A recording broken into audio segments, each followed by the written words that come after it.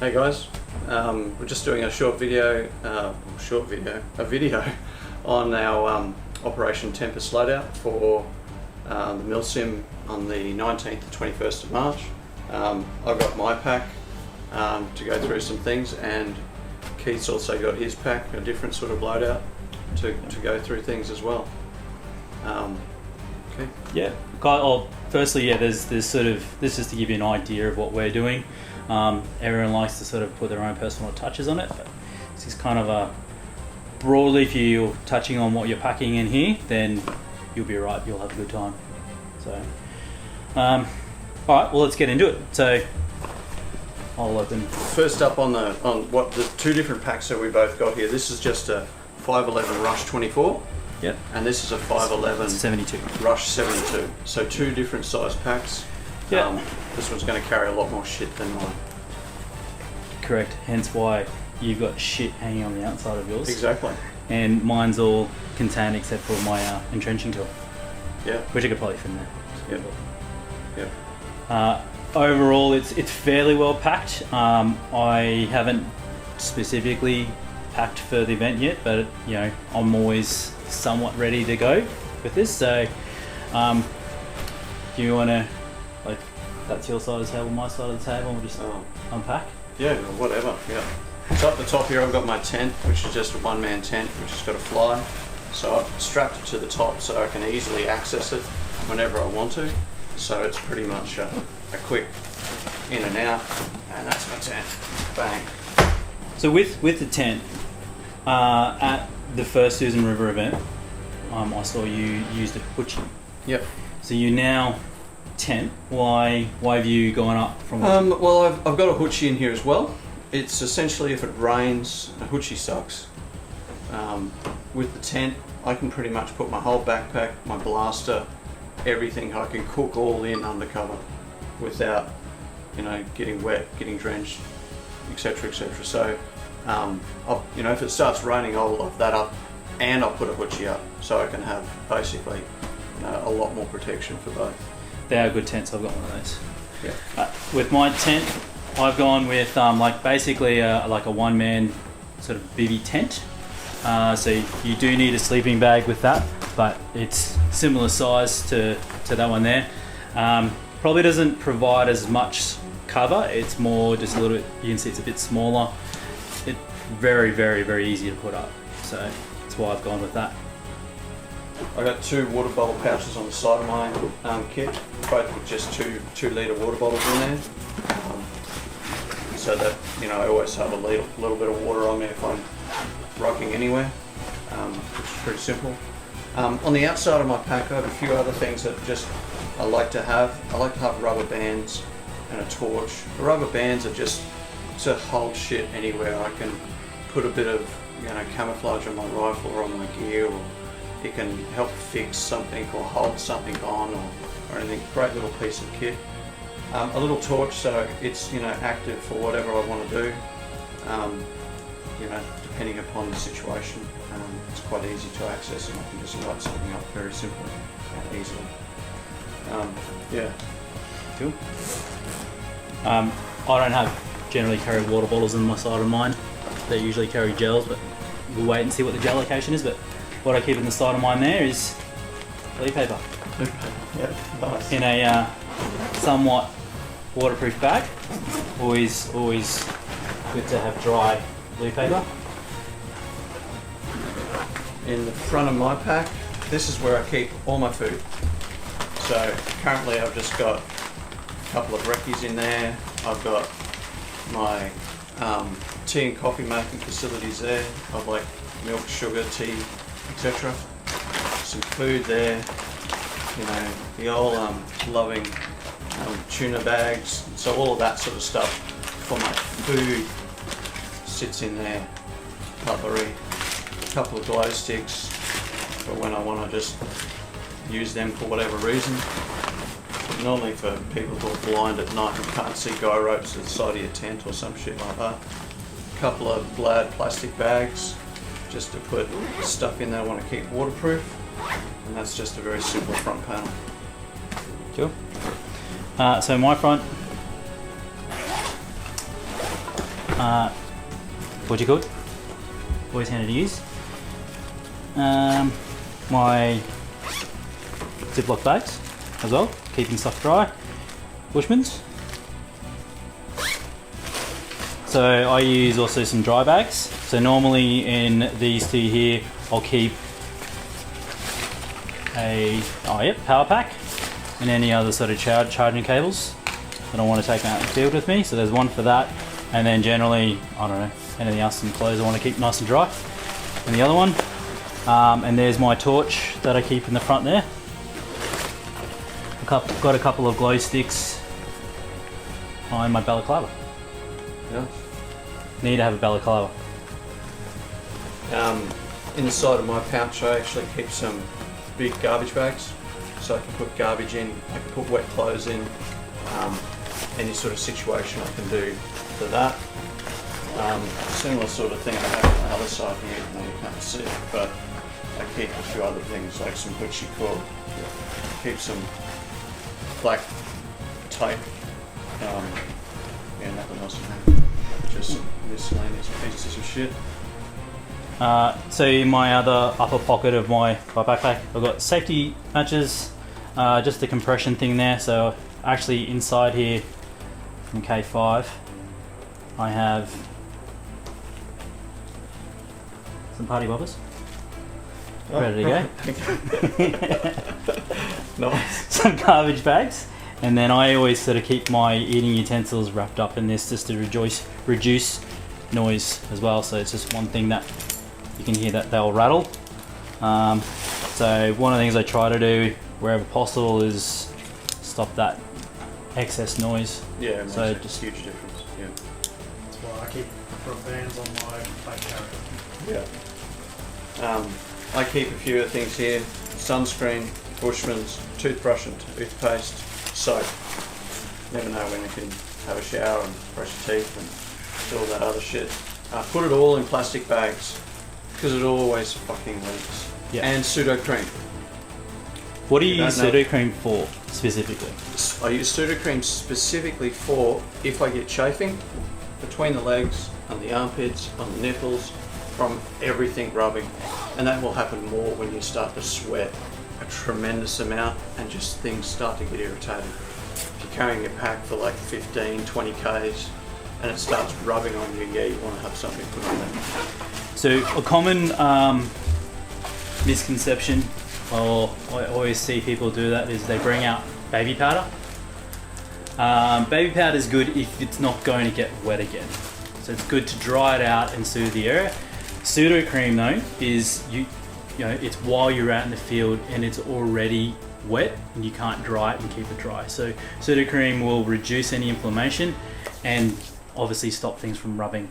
So that's why it's good to use that one over baby powder. Hoochie cord in my next little pocket here, loo paper, baby wipes so I can have a shower anywhere.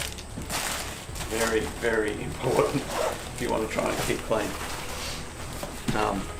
Going down further here, something I find absolutely awesome, pillow. Inflatable pillow. Takes up a little bit of room, it's about probably 300 grams, but that's one thing I found, that just having that nice night's rest, having a pillow, huge benefit.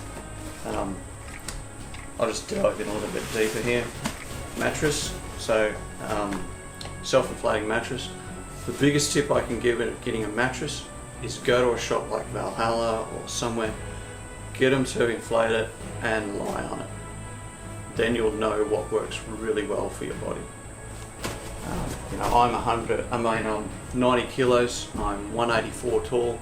When I lie down on some mattresses, I found my hips were touching, and if I'm going to do that for 5 or 6 hours sleeping, it's going to annoy the shit out of me. Yeah. Hoochie, just for, as I've said before, my ET tool, which is a little bit smaller than what Keith's is, but it's essentially so I can go and dig a dump hole, or I can dig a trench next to the side of my Hoochie or anything. Yeah, nice easy little ET. Just your ET.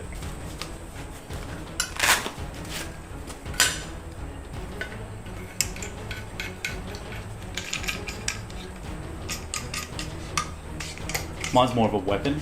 Yeah. It also digs holes. Yeah. This is look at that fucking thing on the Look at the side. blade. But mine's just very, very compact. But a cool tool if you need to go and do a dump in the field. And then cover it up. My jet stove, just very simple. I've got everything in there, including the fuel tucked in there. And then my sleeping bag, which is the biggest thing in my whole pack. Cool. But it's the last thing I'm going to get, so it's at the bottom of the pack. I don't need it till I go to sleep, so that's why it stays there. So going through my pack, this is where I would keep some more snacks, but that's where I do coffee. Condensed milk just makes your shit coffee taste so much better. Yeah. So on the note of coffee, when you're shopping for it, there's some sachets, and if you actually read the ingredients, there's no coffee in there. There's just flavour. Whereas this one is 100% coffee, so make sure you're buying real coffee. Food. So this is definitely not all the food that I would take. This is just food left over from other events, but you can see that obviously the backcountry cuisine it's a great food, lasts forever. It's actually pretty easy to cook when you're out in the field. What flavour is that one? So this one is nasi goreng. Is that one good? Have you had it before? Yeah, I have. Yeah? It's not too bad. Yeah, I tried the beef and pasta hot pot for lunch on Sunday. It was quite edible, easy. Lamb fettuccine is the other one. There's two flavours and plus the hot pot that we can recommend. And then again, these if you don't mind tuna, they're a great meal. Fantastic. You don't need to heat them up. You just rip the top off, get your eating device and get into it. And they conform to your pack as well, so they're nice and good to use.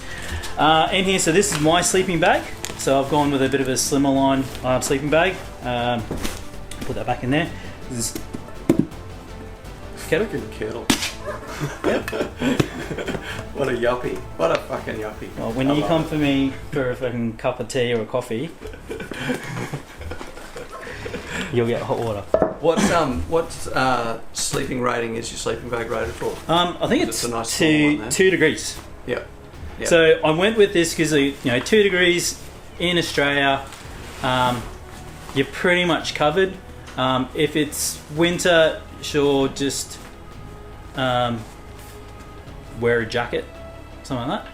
A little bit of extra insulation, but yeah. So I've gone with that, and it's cinches down really nicely and fits in my pack Nice with and the extra room. compact compared to Yeah, mine. there you go. Well, So I what's the rating on yours? 0. 0. So mine's 0, so I can just have it under a hoochie and just that bang. Yeah. For any environment. But yeah, this is only $100 sleeping bag, and I dare say that one was a bit more. Yeah, 130. Yeah. There's a couple that sit in this range, and I think the $90 one is like 9 degrees, and then there's one up from here where it will go negative. Yep. And it was a lot more than 130. Yeah. I can't remember exactly, but I carry a Mozzie net as well. So if, for whatever reason, if it's a nice clear night and I don't want to set up my tent and it's a bit hot, just sleep under that. No problems. Plate set, they all pop up. They're all nice and easy. And I probably, to be honest, wouldn't take all these out in the field. Probably just take my cup. That's about it. How's that for having a cup of tea, coffee? Great. Yeah. Yeah. So it just pops out, and then it's that rubber, so you're not going to burn your hand too much. Yep. It's got a nice platform you can put down, and then it collapses down into nothing as well. You can do meals out of this as well, so I quite like that. It's a nice deep cup. There's my jet oil, so in there's my fuel as well, and my sleeping mat. So yeah, look, so very, very similar sort of setup. Mine's not as comfortable as yours. Yep. Yours would inflate a bit more. Yeah. So yeah, yours is the Recon one. Mine's the Lux. yeah. Yeah. So this is our loadout, and obviously this has been accumulated over many MilSims that we've done.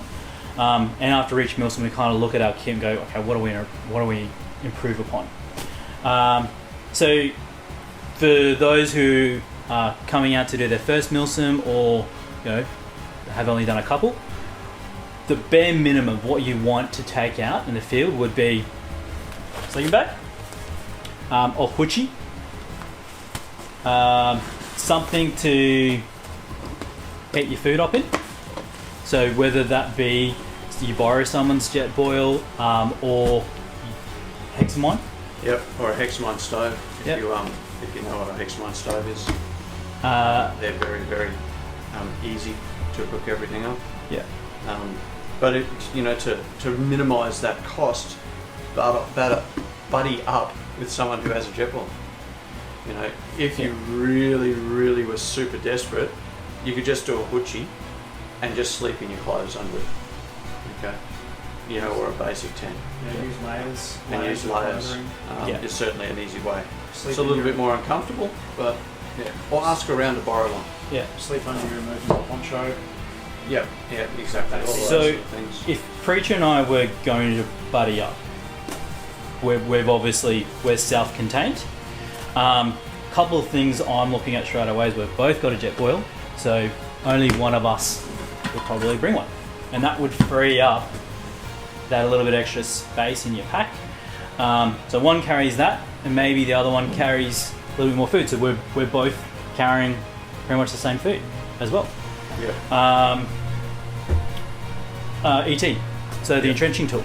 Only one of us needs to bring an entrenching tool as well. So just little things like that. After this, the tickets are pretty much are a wrap. Our squad is pretty much would be finalised by now.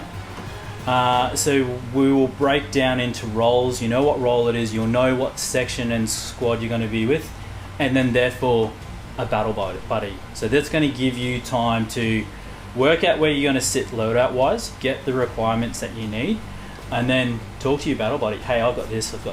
What, let's share this, and make sure that between the two of you, you're good to go. Yeah, exactly. So if I wanted to really cut down on my kit, and if I was going to, the very first thing I would drop would be on a tent. If I was going to cut down a lot. And then the next thing I could do, if I wanted to, would be actually get a smaller sleeping bag. But yeah. And look, this loadout, I know after this MilSim, I'm going to want to improve upon it again. But it's functional. It'll do what it needs to do. It's more about those little bit extra tweaks, those little extra comforts that you work on. So like a pillow, or like a mosquito net, or the inflatable mattress. Those sorts of things that we've gone, you know what, I'm going to buy that for the next one because that sleep was pretty rubbish. Yeah, a world of wonder can be done from having a really solid sleep, even if it's only 4 hours in between doing skirmishes and patrols. Can make a world of difference to how fatigued you are for the next day, and just keep going and keep going. And if you're only getting like an hour or two sleep a night for consecutive nights, it makes it harder to do stuff the next day. You just get a little bit more tired. You don't see things as easy. Your awareness isn't there.